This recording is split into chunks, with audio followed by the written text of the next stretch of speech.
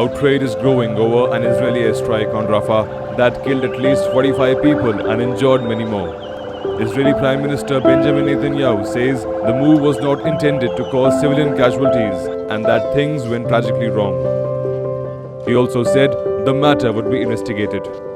UN agencies have deplored the strike that killed women, children and the elderly, among others. We've heard this called a tragic mishap, a mistake. I guess the question is, what then to call the ferocious attacks that have killed thousands and thousands of children? How do we describe the actions that have pushed an entire population to starvation? What do we say to, as your question, John, what do we say of those countless children who've had arms and legs amputated, or the thousands who've been orphaned, right? What is the language used to describe the unprecedented devastation to homes and schools, to the uncharted territory of trauma of children? I think then surely the question that needs to be asked is, how many more mistakes is the world going to tolerate? After the horrific incident, not a mishap, a horrific event, which WHO deplores the attack on displaced people who were sheltering in tents in Rafah. The numbers I have so far from the Ministry of Health reportedly killed 35 people, including women and children. The injured were treated by a WHO-supported trauma stabilisation point, as well as in the 5 field hospitals that are being run by UK Med and IMC field hospitals, but it absolutely overwhelmed them. Many of the people would have suffered from terrible, terrible burns, and that requires intensive care. That requires electricity. That requires high-level medical services.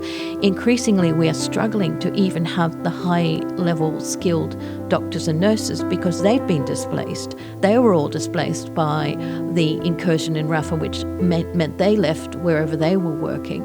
It's an enormous struggle for all the medical teams to meet the needs, and this is one of the hardest things for a doctor or nurse.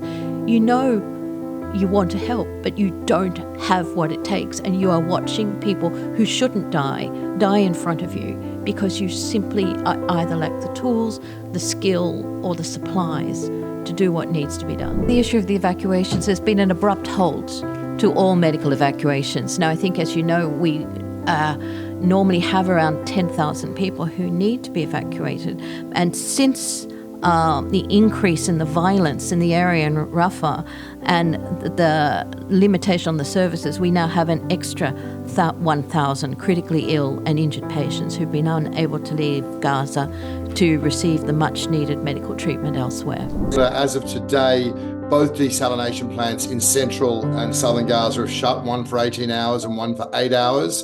So throughout this past week, 10% of the required fuel has got in for those desalination plants. So when we were talking about, on average in Rafah, a person getting around 1 litre of water per day, catastrophically below any emergency level, we are now again multiplying by fractions based on the closure of Rafah and a ongoing military offensive there.